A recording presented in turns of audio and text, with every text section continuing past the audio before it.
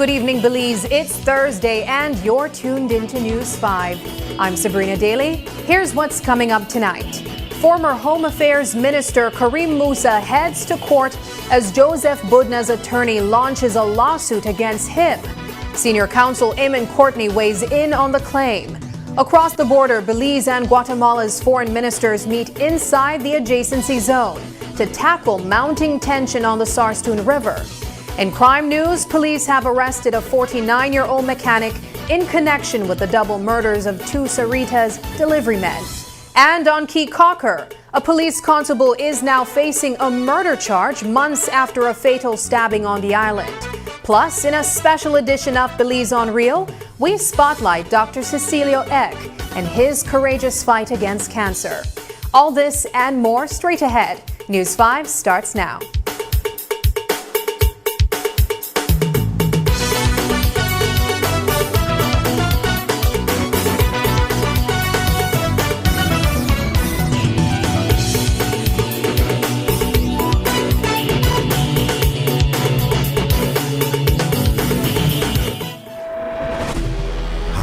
Precision-engineered and sustainably made tire change your world?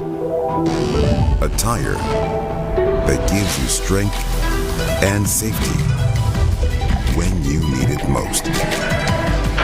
What we learn on the track, we innovate for the road, bringing next-level quality and reliability to every drive. At GT, we believe our tires can deeply improve the driving experience for each and every one of us, whatever our goals. Enjoy driving. GT Tire.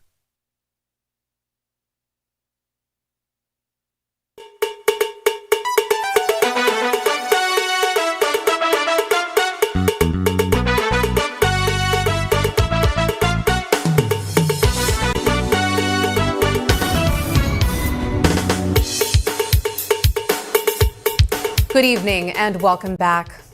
Tonight, a constitutional claim over the alleged abduction and handover of Joseph Budna to Guatemalan authorities has taken a major turn, one that could leave Budna's own legal team facing a significant legal bill. Senior counsel Eamon Courtney, representing former Home Affairs Minister Karim Musa, is asking the court to throw out the case entirely. He argues the claim is fundamentally flawed, pointing out that the Constitution clearly identifies the Attorney General not individual government officials, as the proper party in civil or constitutional suits. Courtney says that with allegations as serious as kidnapping, torture, and violations of international conventions, the court needs evidence now, not at some later stage.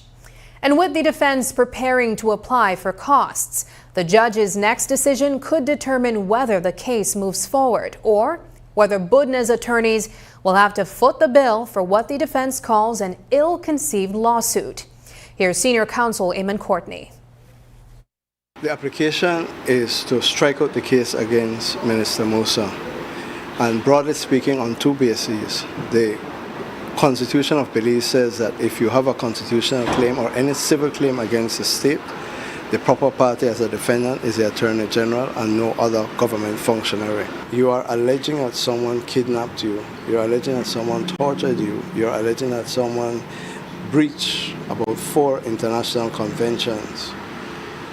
The person says, I will strike it out, and your answer is, don't strike it out.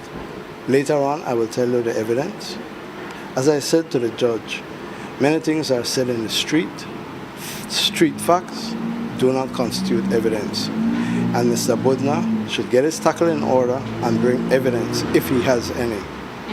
It is not a matter of saying, you breach my constitutional right.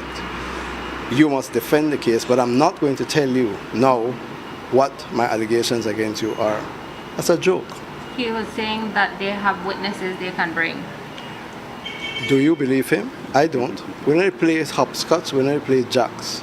This is a serious matter, and we are in a court of law, and Mr. Budna must present his evidence now for the judge to determine whether or not to strike out the claim. Do you anticipate applying for costs? Oh yes. I did ask for costs. They said that they sue this man not in his capacity as minister, then they must pay for it. We're hearing more fallout from the constitutional claim filed by attorney Arthur Saldivar, one that has pulled former Home Affairs Minister Karim Musa into court as a private citizen, not in his former ministerial role. As you heard earlier, Musa is represented by the law firm of Courtney and Koyi because he says the claim is procedurally flawed and legally confusing from the start. According to Musa, the lawsuit mixes up personal and ministerial responsibility, leaving him no choice but to retain private counsel instead of being represented by the Attorney General.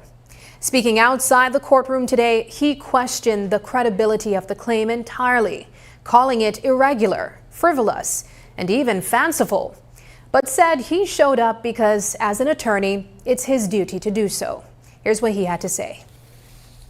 There are better things that I could be doing right now, but as an officer of the court, as you know, I am an attorney at law. I know it is my duty to make an appearance when it is that we have a court date.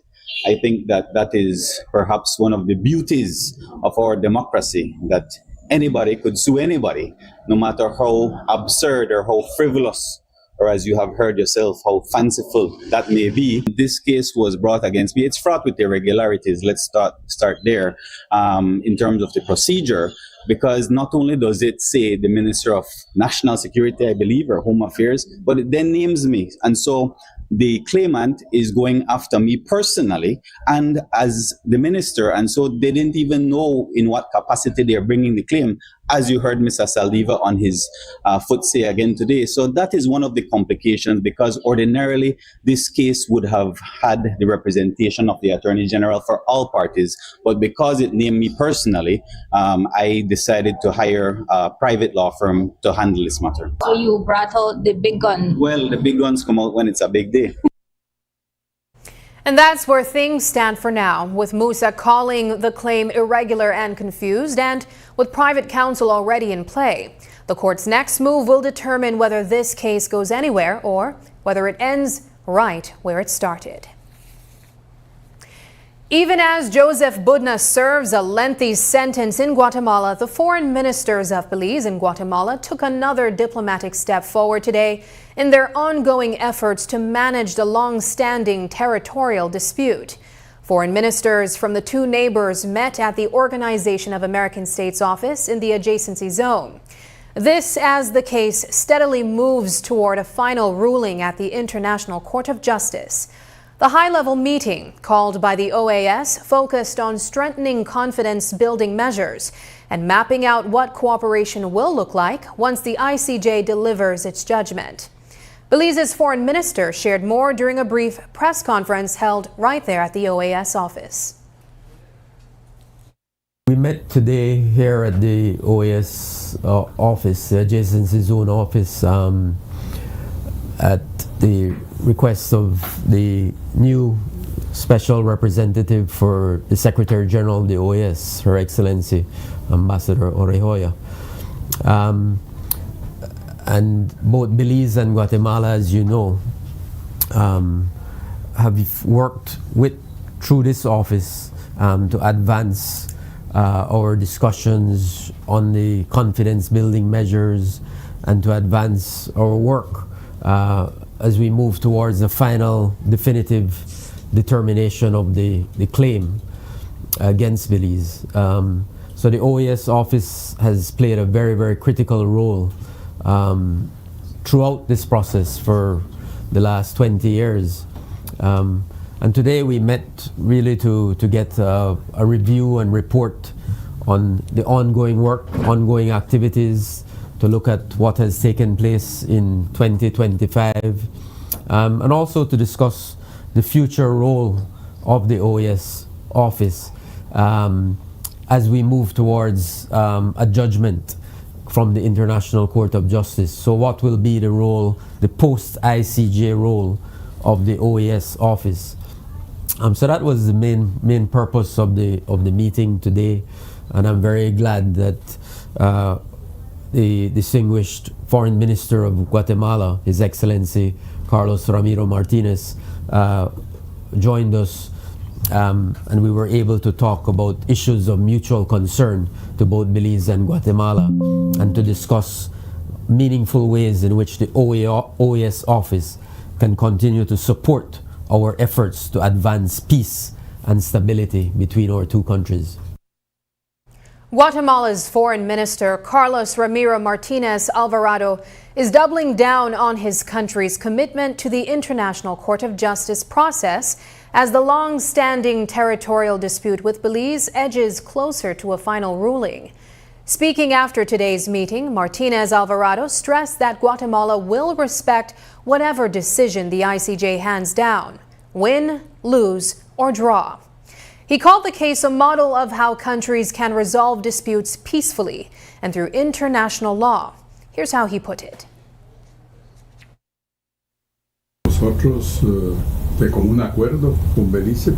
We have an agreement with Belize, and we have gone through the processes at the ICJ. We continue to monitor the development of the process across all phases that have been presented.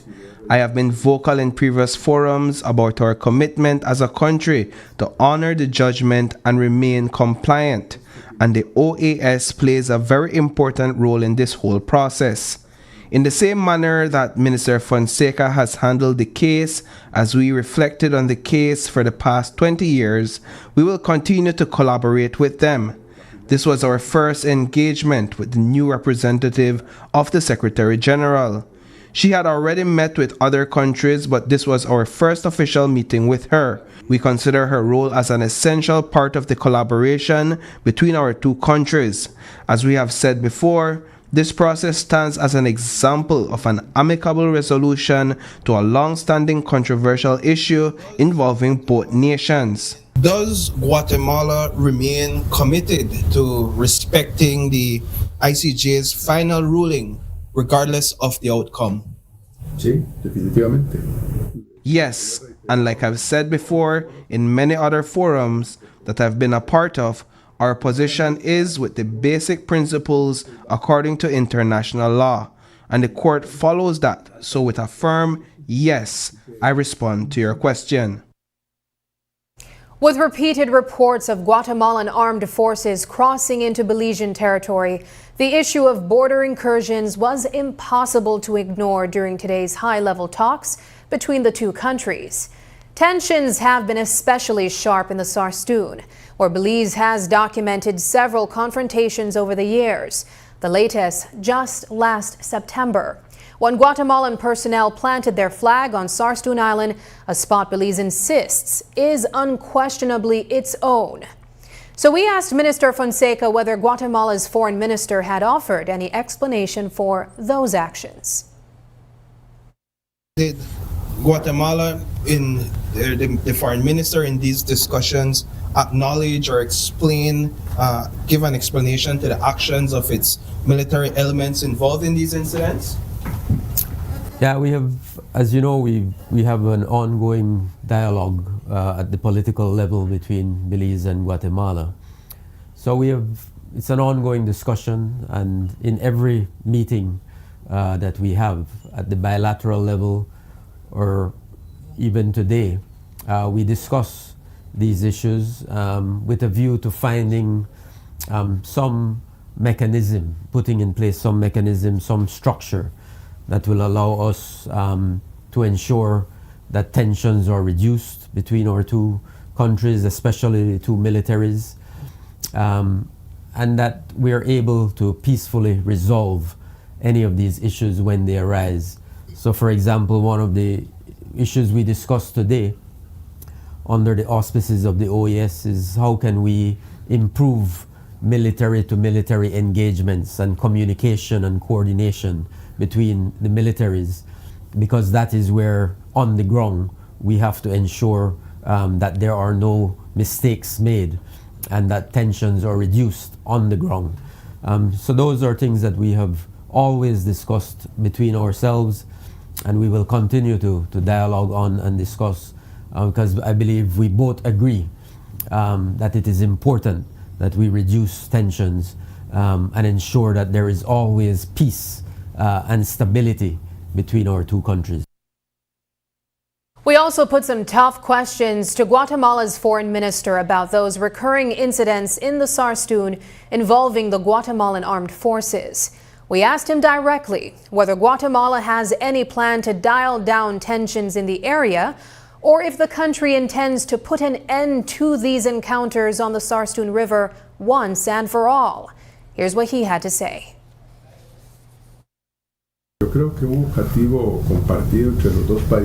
I think there have been discussions between the two nations aimed at reducing tensions that have led to incidents, of which the Office of the OAS has also been closely monitoring very well. And yes, there are several measures that we have had to follow and implement internally in coordination with our armed forces, in addition to the arrangements in place between both countries. I reiterate that the objective is to reduce tensions across the entire zone, including the Sarstoon River. There have been incidents that were, unfortunately, inevitable. However, Guatemala remains committed to reducing the tensions that lead to those incidents.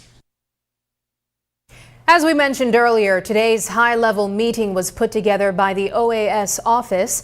And while we were there, News 5 also pressed OAS officials about what's actually happening on the ground in the adjacency zone, especially when it comes to those border incursions we keep hearing about. According to the OAS, incidents between Belize and Guatemala are likely to continue for now. But they say newer mechanisms are making those encounters easier to manage. Officials pointed to stronger verification procedures and more direct dialogue between both sides. Steps they believe are helping to ease tensions and build confidence, even though incursions haven't completely stopped. The zone is there because of a reason, and it's precisely because you have communities from both countries, and there will always be incidents. And I think that if we think there won't be any incidents, it's something we would be lying if we said no, there won't be any more incidents. I think that what is important are two things. First of all, the commitment both countries have in when we have these incidents, to give a solution to them pacifically which is something really important among dialogue. And secondly, the role of the office. The office does verifications each time there is an incident which is being denounced by any of the parties. The office goes, verifies the incidents, and that is working. And what we have seen in the meeting today, and Sergio can give you some of the numbers on that, is that the office is much more effective than it used to be with the incidents. What concrete consequences exist for either Guatemala or Belize when either of the country violates these sort of agreements or understanding beyond diplomatic notes and diplomatic consequences? The consequence of the work of the office here is to increase confidence between both sides. What we are doing in the Centro Samay, while we're doing a meetings like the one we have today, is to reduce that incident, so we have a more collaborative environment here, and that is our role here. Coming up, PC Urbina charged in Key Cocker murder. More when we return.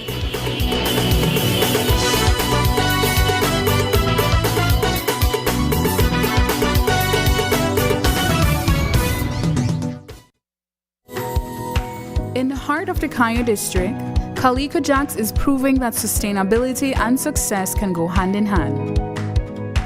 When Calico Jacks wanted to move to solar energy, the biggest difficulty for us was the finance. Belize Bank believed in our vision, and we are very happy and grateful that they gave us this opportunity for the financing. Through the Credit Risk Abatement Facility, a partnership between Belize Bank and the CARICOM Development Fund, small and medium businesses can access financing for renewable and energy-efficient solutions with reduced collateral requirements. Here at SCSB, we're grateful for Belize Bank to make it easy for our clients to go green. We're proud to work with businesses like Calico Jacks to help them lower their costs and their carbon footprint. At Belize Bank, we are powering Belize's transition to renewable energy, one business at a time. Together with our partners, we're making sustainable financing accessible for all. Belize Bank, financing a greener, stronger Belize.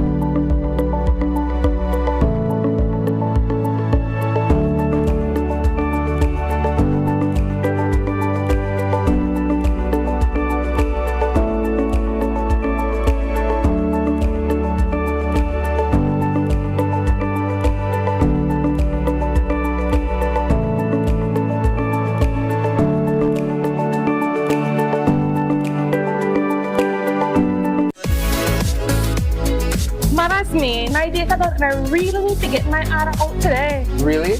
Well, you can join our Smart Group plan. Really? How that works? Easy, let me tell you. Whether it's family, friends, or your small business, we've got the perfect plan for every group. More members equals more savings, more connections. Smart Group plans bring the connectivity you love to you and your circle. No one gets left behind. Explore Share One package option and add on unlimited data, calls, and SMS for the entire group for less than $50 per member. Visit any Smart showroom countrywide or email sales@speednet-wireless.com to sign up today. Smart, bringing people together.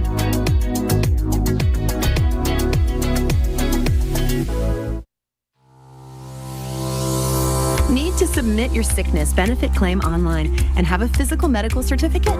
Here's how you can do it. First, go to ssbportal.org.bz and log into your My Social Security account. Next, on your dashboard, click Benefits and choose Forms.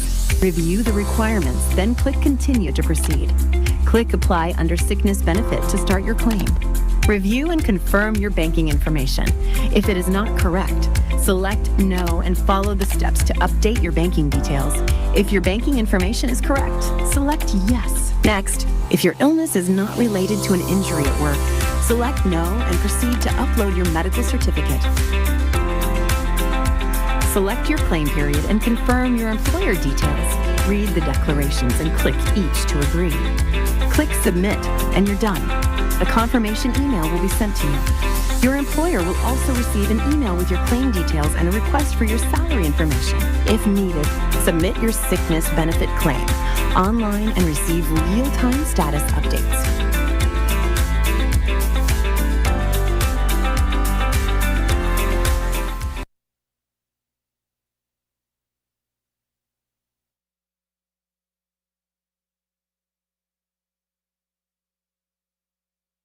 There is a major development tonight in the brutal execution-style killings of Reynard Raymond Garbutt and Robert Alexander Crawford, the Sarita delivery men murdered on the Hummingbird Highway on December 11, 2025. As reported earlier, the men were found face down with gunshot wounds to the back of the head near mile 40 on the Hummingbird Highway.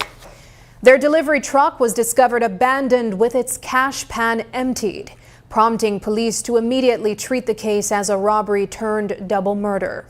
Today, police confirmed that after weeks of investigation, including interviews and evidence review, 49-year-old Harry Nathaniel Trapp, a Belizean mechanic from Santa Elena town, has been formally arrested and charged with 2 counts of murder.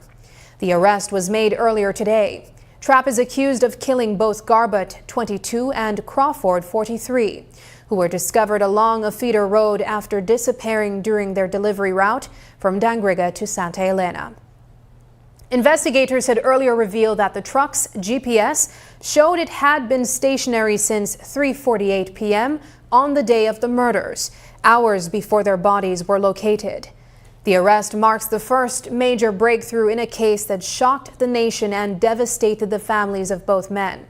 Garbutt had recently become a father, and Crawford was one of 9 siblings. Loved ones described the killings as senseless and deeply cruel. Trapp is expected to be arraigned in the coming days, where he will formally answer to the double murder charges. A police officer has been charged for the fatal stabbing of 19-year-old American student Kevin Matthew DePaz on Key Caulker, after months of investigation into the June 2025 incident, where a late-night brawl left 1 man dead and several others injured. The DPP has directed that 20-year-old police constable Lionel Rodolfo Urbina be charged with murder, attempted murder, and use of deadly means of harm. A second officer who was initially detained has been cleared. Urbina was taken off the island this morning and brought to Belize City, where he appeared before the chief magistrate. No plea was taken, bail was denied, and he has been remanded to the Belize Central Prison until March 31st, 2026. The charges stem from a chaotic fight outside a Key Caulker fast food spot around 2:30 a.m. on June 30th, 2025. Police say DePaz and his friends had punched a man, prompting 2 off-duty officers, Urbina and Darnique Swayze, to follow their golf cart. A second group arrived and the confrontation escalated into a stabbing that left DePaz dead and 2 others seriously injured. Investigators later reviewed witness statements and key surveillance footage before moving forward with charges against Urbina alone. He appeared in court unrepresented and will return to court in San Pedro. We take you back now to our top story on Joseph Budna. Tonight, the case involving Police Constable Gabriel Pau is headed to the courts, and it's raising serious questions inside the police department. Pau's attorney claims he was deliberately transferred in an effort to silence him. This comes after Pau alleged he was pressured to sign a false statement following the abduction of Joseph Budna, a statement he says would have pointed blame at senior officers. Both the Commissioner of Police, Dr. Richard Rosado, and Prime Minister John Bersenio have urged Pau to bring whatever evidence he has straight to the DPP. And today, former Home Affairs Minister Karim Musa weighed in as well, echoing that call for transparency. Here's what he had to say. His claim is that he has knowledge which he brought to the attention of officials within the police department of involvement of higher-ups. Are you concerned that this getting to court may lead to information coming out? I'm not concerned at all, and I think the Prime Minister was perfectly right that if there is evidence that is in his position, then he should share that with the DPP. Minister, for one last time. I do know him personally, yes. He was assigned to the ministry, albeit I did not see him quite often, maybe once, twice a year.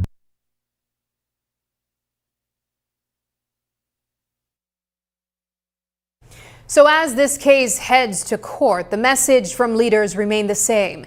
If Constable Pao truly has evidence, he needs to hand it over to the DPP.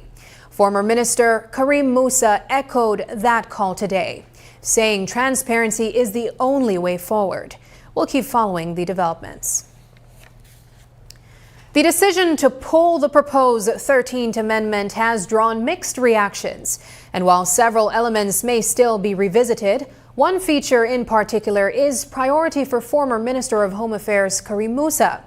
He says he hopes government will keep alive the idea of establishing a dedicated gun and gang court, noting that hundreds of firearm cases remain stalled in the system. Perhaps the highlight of the 13th Amendment that I find regrettable that we're not proceeding with is a specified gun and gang court. That's something I would really want to encourage the government and cabinet to reconsider because there are so many gun charges that are languishing in our magistrates court, over 160 of them. And as you know, justice delayed is justice denied. And so we have a lot of individuals who have been charged under the Firearms Act, but those cases have not yielded any results. So having a dedicated court for gangs and gun control, I think is very important. So hopefully that's something we can reconsider. Young people from some of Belize City's most underserved neighborhoods say they're being unfairly targeted under the country's gang laws. They claim police are slapping them with repeated gang charges based simply on where they live or who they happen to be around, raising tough questions about profiling, due process, and how the legislation is actually being enforced on the streets. But former Minister of Police Karim Musa is pushing back on those claims. He insists these detentions aren't arbitrary and that officers must rely on solid evidence and fresh investigations before anyone can be charged or recharged as gang members.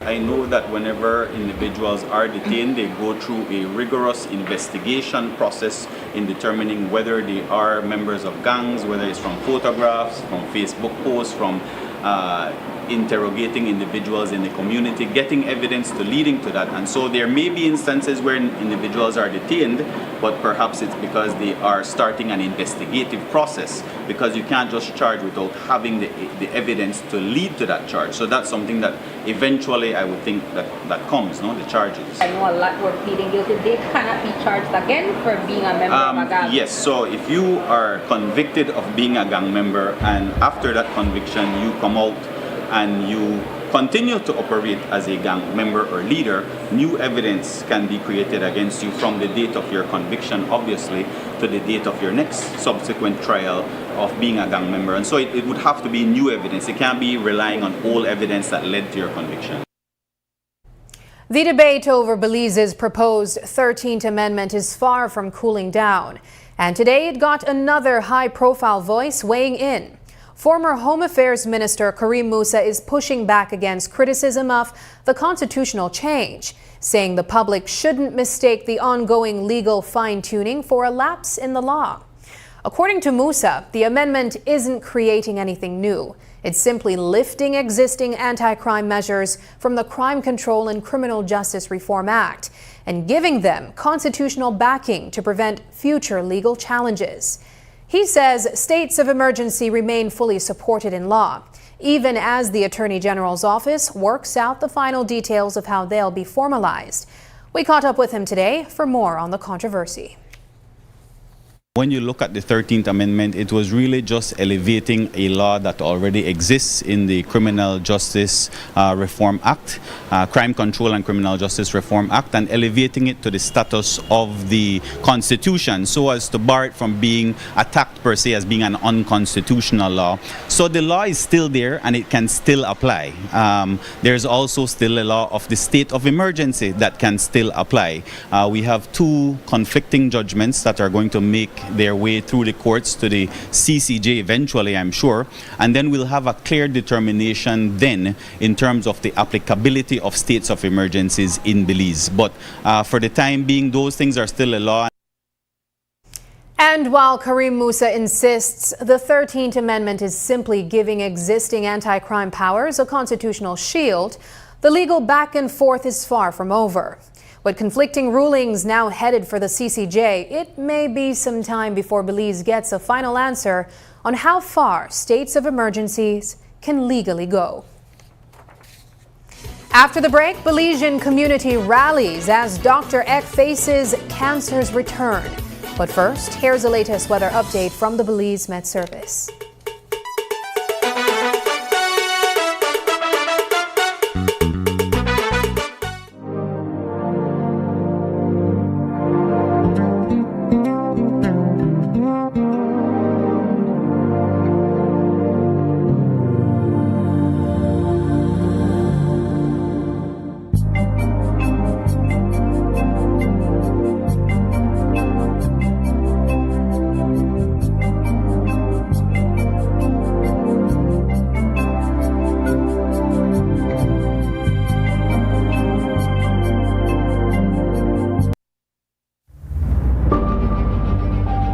This year, Belize felt more connected than ever.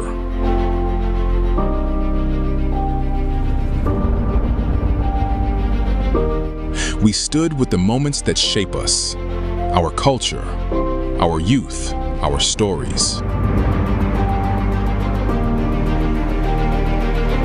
And we lifted young dreams even higher, powered by advancement and possibility.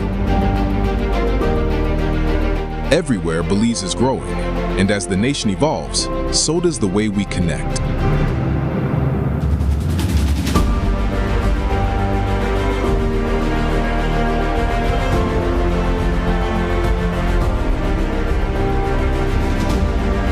This year, Belize showed its light, and we were honored to drive innovation across the country.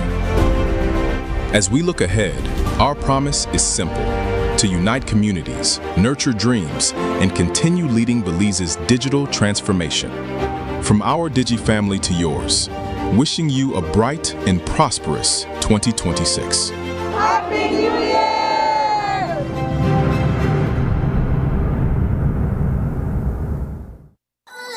Haven't updated your information recently? Well, kick off the new year as a winner. RF&G Insurance is giving you a free chance to win every month. Entering is easy. Just chat with us on WhatsApp and update your information. That's it. You'll be automatically entered into our monthly raffle for a chance to win awesome prizes. Don't wait. Message us on WhatsApp and update your info today. RF&G Insurance. It pays to get it right.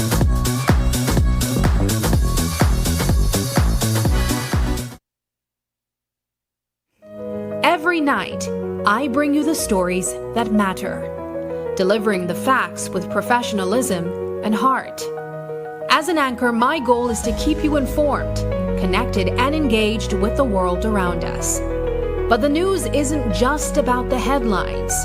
I'm Sabrina Daly, and each week we look on the bright side with stories that inspire, uplift, and celebrate the strength of our community. Join me every night as we uncover stories that inform, inspire, and connect us. I am News 5.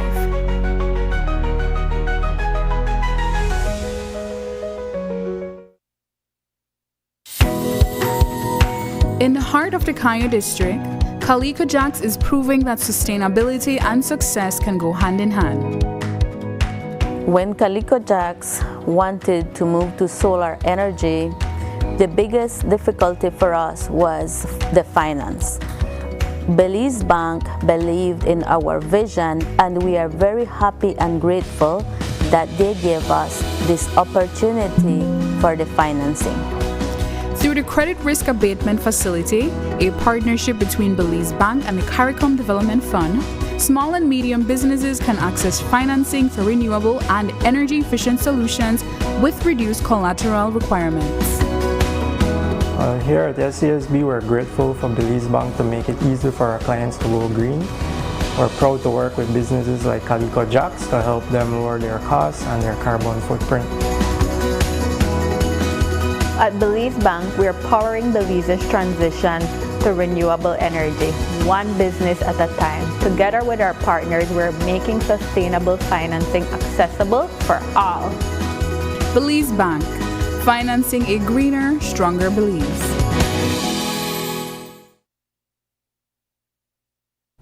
Belizean pediatrician Dr. Cecilio Eck is once again in a fight for his life after learning that his biliary tract cancer has returned. Dr. Eck was first diagnosed back in 2024 and has undergone multiple rounds of treatment since then. In fact, he made it back to work last year following what doctors called a successful surgery. But despite the recent setback and the spread of the disease, Dr. Eck remains remarkably optimistic. And now, members of the business community are coming together to support him.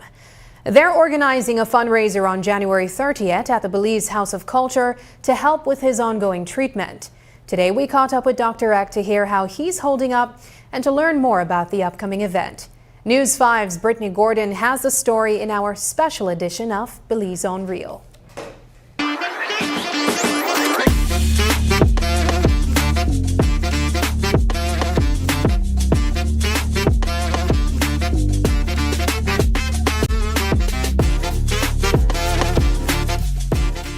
It's been just over a year since beloved pediatrician Dr. Cecilio Eck first learned he was battling stage 4 biliary tract cancer, a diagnosis that shook his family and friends. The disease spread aggressively, and Belizeans from near and far rallied to support him, raising funds to help with his treatment abroad. By July of last year, there was finally a glimmer of hope.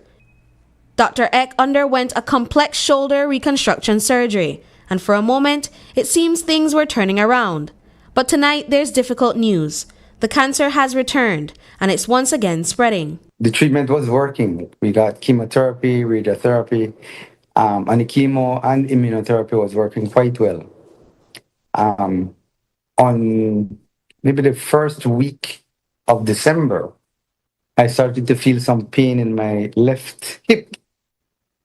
And despite the medications that were prescribed, it became progressively worse.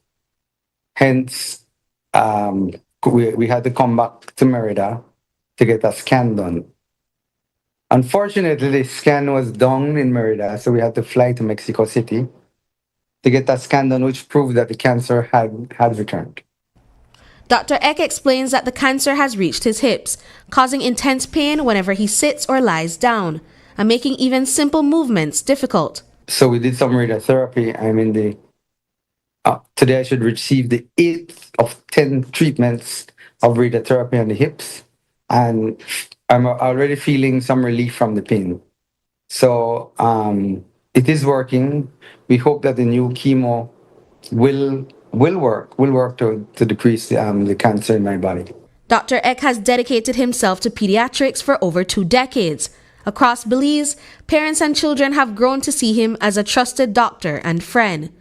Candice Joseph says that throughout her child's difficult treatment, Dr. Eck has been a source of comfort. From day one, we were very comfortable with him.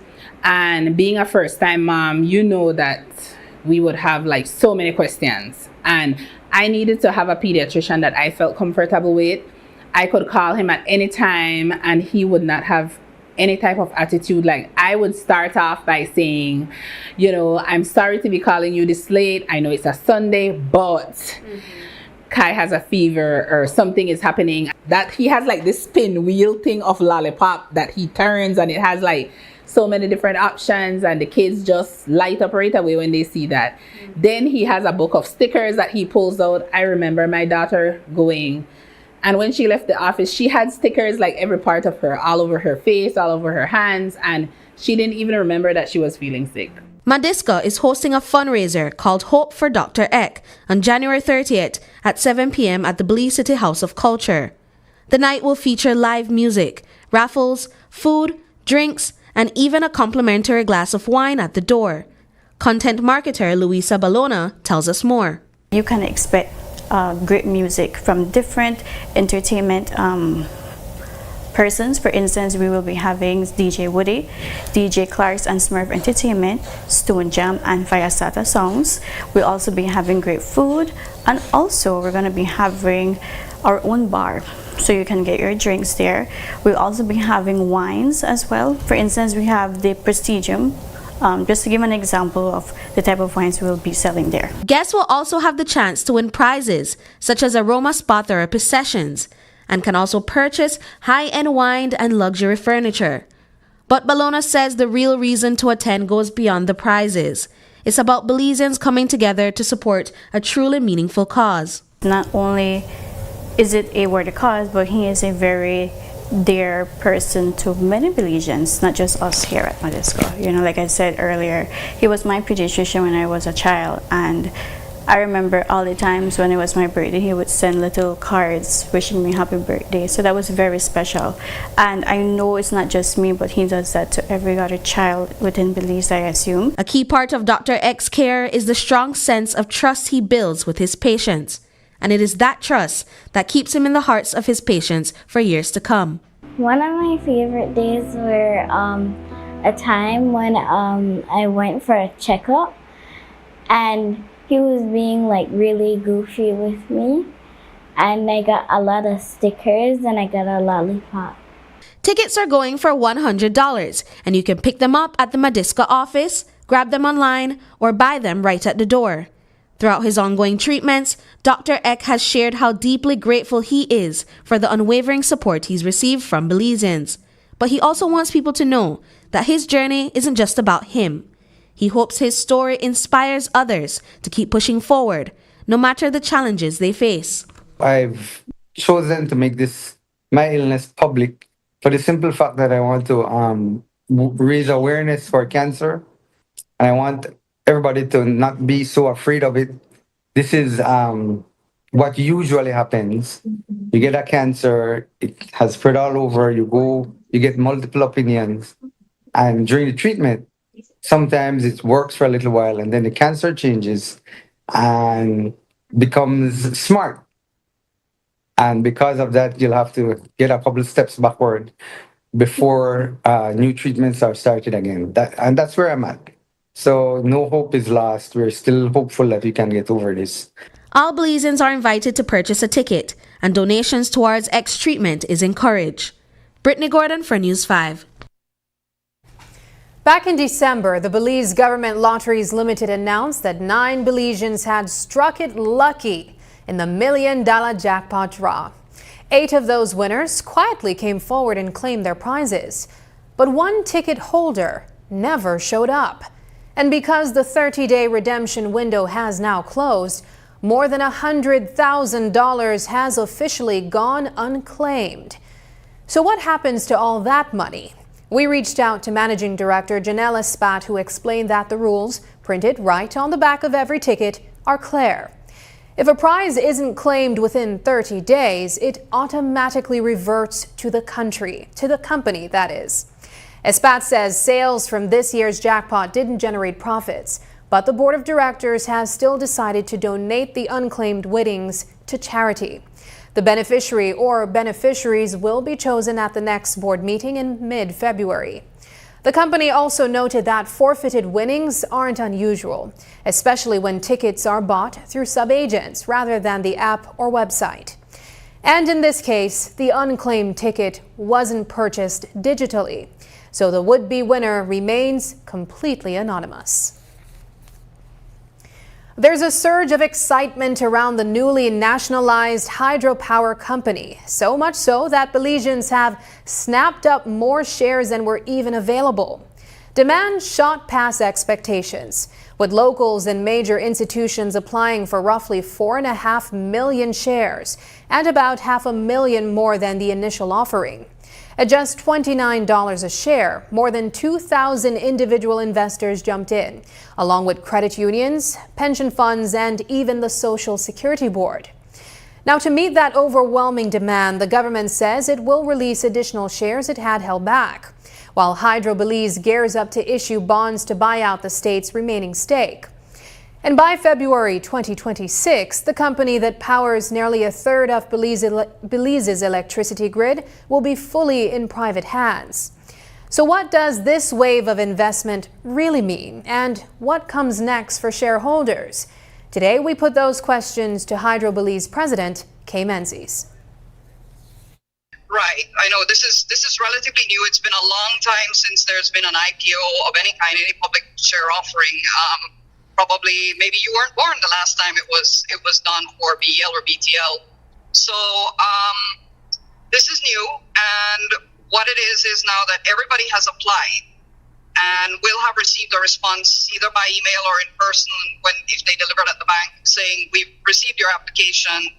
And what happens now is that these applications will be processed. We'll need the people handling that will make sure that all the relevant IDs have been received, that this is a valid applicant in every respect under the law, because we are guided by securities law. And payment will have to be made. If people haven't been able to put through their payment yet, they still have a window for that until the 4th of February. After that, if payment hasn't been made, that application will be invalidated. So at the end of all of that, once the applications are reconciled and the payments are reconciled, then shareholders will be notified that their certificates are ready, and delivery or pickup will be arranged. I'm not yet aware of the specifics with getting shares to shareholders, but communication will occur letting shareholders know how they'll get their shares.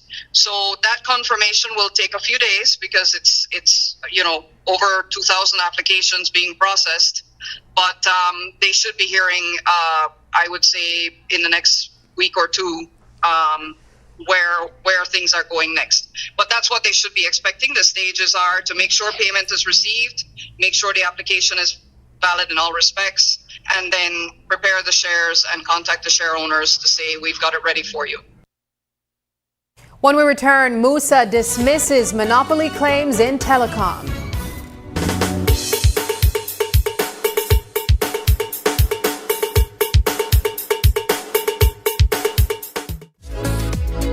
Man, that's me. My data done, and I really need to get my ARA out today. Really?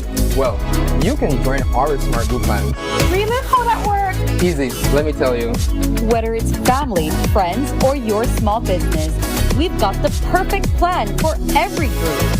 More members equals more savings, more connections. Smart Group plans bring the connectivity you love to you and your circle. No one gets left behind.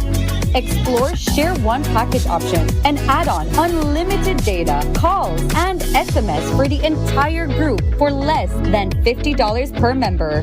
Visit any Smart showroom countrywide or email sales@speednet-wireless.com to sign up today. Smart, bringing people together.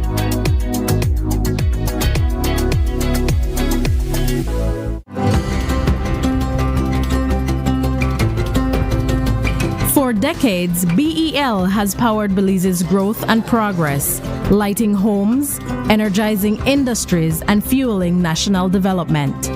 But in a world reshaped by extreme weather patterns, digital transformation, and evolving customer needs, the future of energy demands a new approach. The future of energy is now, and it's not just about new technology. It's about people and how we use, manage, and store power smarter. BEL is leading the transformation, blending modern advancements with the wisdom of sustainable energy practices. Integrating technologies will redefine how Belize produces and uses energy. With distributed generation and smart grid technologies, customers are becoming power partners. Energy is no longer a one-way street. BEL BEL is making key investments that will reinforce the grid to make this a reality, ensuring energy security for generations. At BEL, we are more than an energy provider. We work to safeguard Belize's energy future, which will have demand response programs, where customers will be able to shift use during peak hours to take advantage of the new time of use or off-peak rate structures. Customer energy portals, real-time insights and tools to track usage and manage energy smarter, smart metering, advanced metering infrastructure, faster, safer service and actionable energy insights, distributed generation, integrating rooftop solar, microgrids and battery storage for two-way power flows into the national grid. Together, we are bringing you a brighter tomorrow.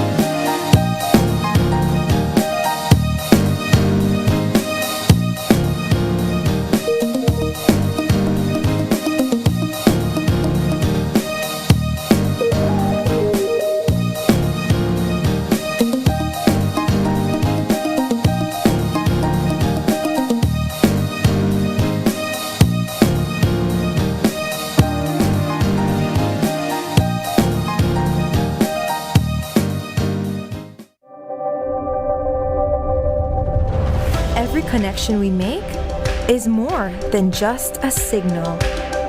It's a student unlocking a future through digital education. A young mind daring to dream bigger. Our culture shared with the world in real time. And everyday heroes answering the call of civic duty. When we connect with Digi, we empower Belize.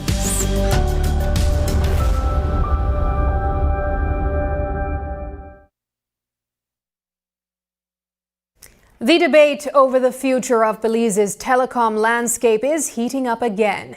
This time with Minister Karim Musa pushing back firmly against claims that the consolidation of BTL is paving the way for a monopoly.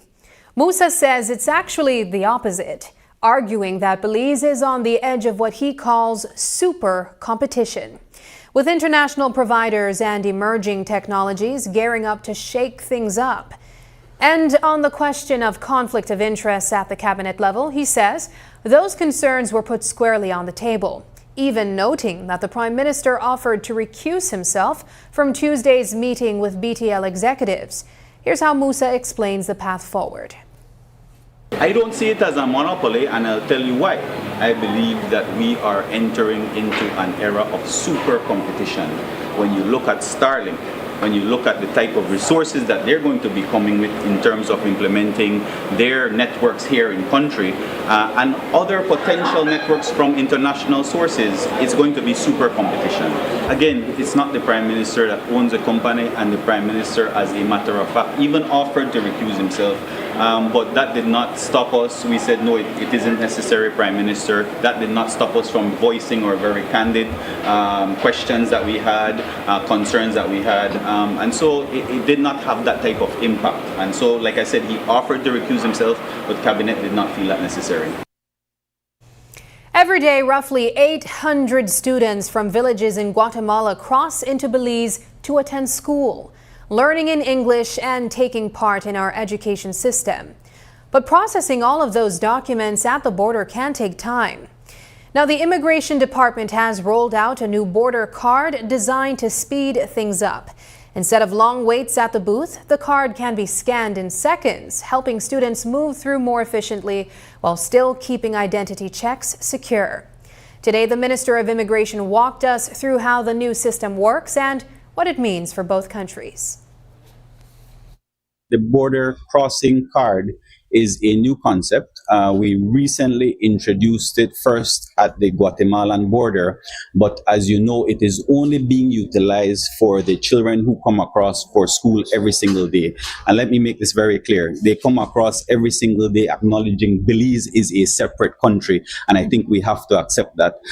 This perhaps is one of those phenomenons that you look at and say, this is what Belize is all about, welcoming others to our country. They're not getting any residence, they're not getting any immigration status, but merely to go to school, and they have to pay their way in the institutions. It is something that is now streamlined on our side of the border. I know that officials, our diplomats in Guatemala, the Belizean ambassador, is working on their side to have it accepted, the Belizean card accepted by the Guatemalan government. And so you might notice that only the Belizean children, only the children from Guatemala are using the border crossing card because it's accepted on our side, and on their side, they just accept the children back because they're Guatemalan. But in terms of the adults crossing, they still use the old fold-out border crossing document, which is stamped each time, and it takes a very lengthy period for them to actually go over. And so we're hoping that with some discussion on the Guatemalan side, they will accept the Belizean border crossing card because it's something, like you said, it's new, modern, digitized, and it's far more efficient. So the cost and who's producing those? I can get that for you, but those are produced by Belize. Okay. And we intend to implement it also in the Corozal free zone for all the workers that traverse each day to go into the free zone to work. Following the rollout of Belize's new biometric screening system, done in partnership with the United States, there's another major upgrade coming to our borders. A brand new, highly vetted unit of police and immigration officers is being formed to work directly with the U.S. Embassy. Their mission? Crack down on fraudulent documents and strengthen identity checks under the Biometric Data Sharing Program. It's all part of a wider push to tighten border security and clamp down on immigration offenses. Today, Immigration Minister Karim Musa broke down how this unit will operate and what Belizeans can expect going forward. We launched the BDSP, which is the Biometric Data Sharing Partnership with the United States government. Subsequent to that, we agreed with the United States government to form a vetted unit that will comprise not only police officers but immigration officers, and they will be targeting specifically immigration offenses, so being in possession of fraudulent documents, that type of thing. And again, we can now utilize the BDSP to have very quick, reliable information getting back to us. And so, similar to what you saw with the ANU, it used to be the drug ADU, but then it became the anti-narcotics unit, which is a vetted unit that is also in conjunction with the U.S. Embassy. We now have an immigration vetted team comprising immigration officers and police officers that will be working along with the U.S. Embassy. Does that team get additional allowances? I do believe so, yes. Up next, Belize shares democratic vision at Commonwealth Forum.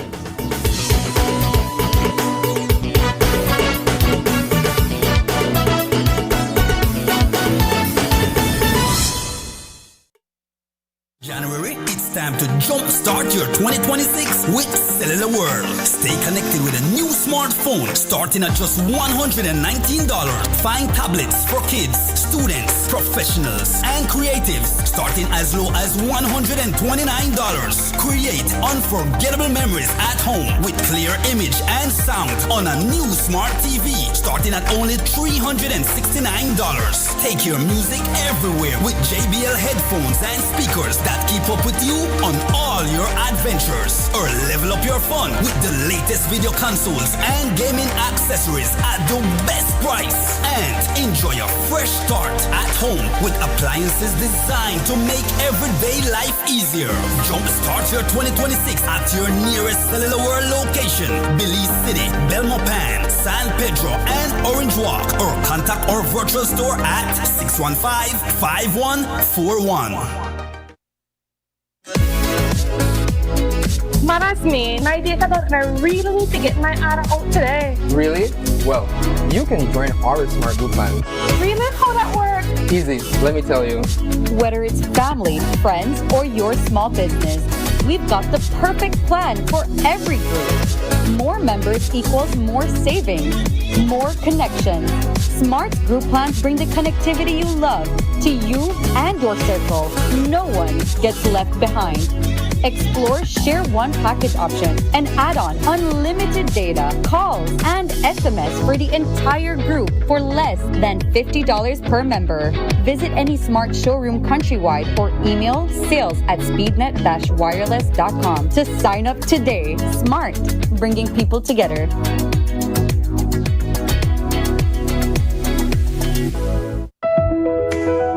Start your day the right way with your morning boost. Get moving with energizing workouts, refreshing yoga sessions, and easy tips to keep your mind and body in balance. From fitness to personal growth and positivity, we're here to kickstart your mornings with motivation that lasts all day. Wake up to wellness. Your morning boost, every day at 6 a.m.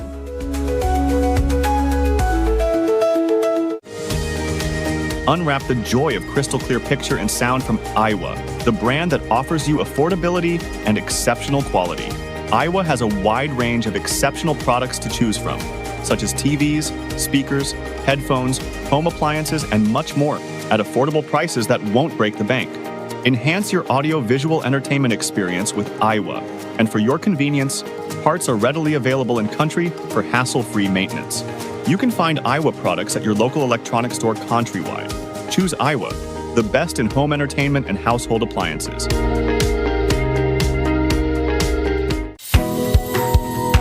In the heart of the Kaya district, Calico Jacks is proving that sustainability and success can go hand in hand.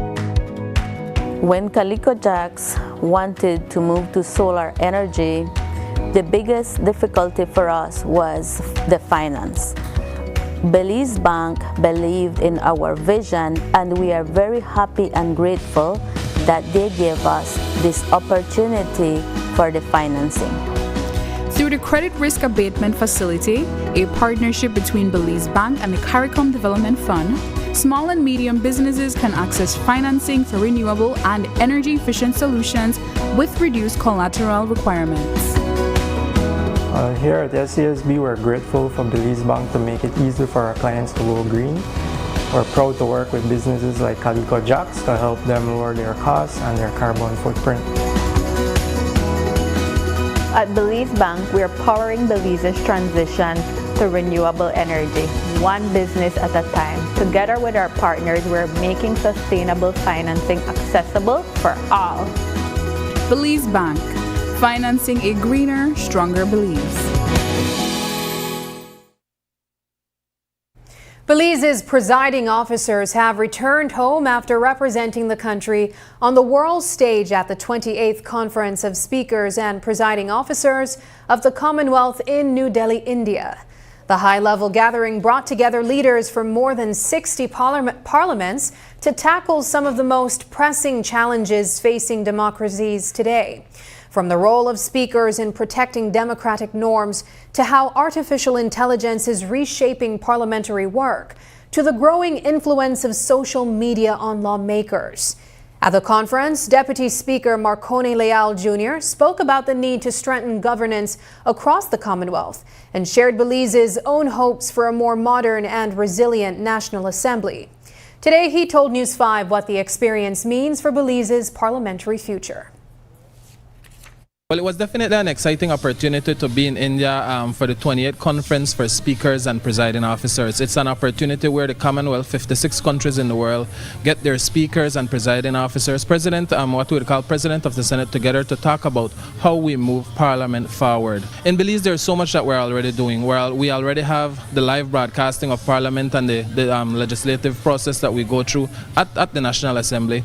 We're also doing the youth parliamentarian, but there's there's so much more innovative strategies that were brought on the table. We had really great guest speakers talking for 2 days. There were strategies on how we can utilize AI, how we can utilize social media. And there's the good and bad in social media, the main bad being the misinformation that is quickly getting out there. We can definitely expect the President of the Senate and the Speaker and myself and the clerk sitting together to look at how we can better involve include these strategies in the strategy going forward in terms of getting Belizeans to better understand the role of Parliament and the process. And the long and the short of it is, how do we build public trust in the process as we move forward with the legislative step? How do we get them more involved in the petitions and the committees that are there to better understand how they can be involved in these laws and legislation that they're hearing about on a day-to-day basis? Belize City's softball community is feeling sidelined tonight after learning they won't be able to use Rogers Stadium for competition this year. The fence was torn down back in October to start reconstruction, but since then, no actual work has begun. Still, the Belize Softball Federation says this delay is part of a bigger picture. President Marconi Leal Jr. is calling it short-term pain for long-term gain, as plans move ahead for a full modernization of the historic stadium. He says the Federation has been working closely with the Ministry of Sports on the final design. And while players will have to relocate to other fields for now, the vision for a brand new Rogers Stadium is well underway. Here's what Leal had to say about the project's next steps. As the president of the Softball Federation, we're definitely excited to have been collaborating with the Ministry of Sports.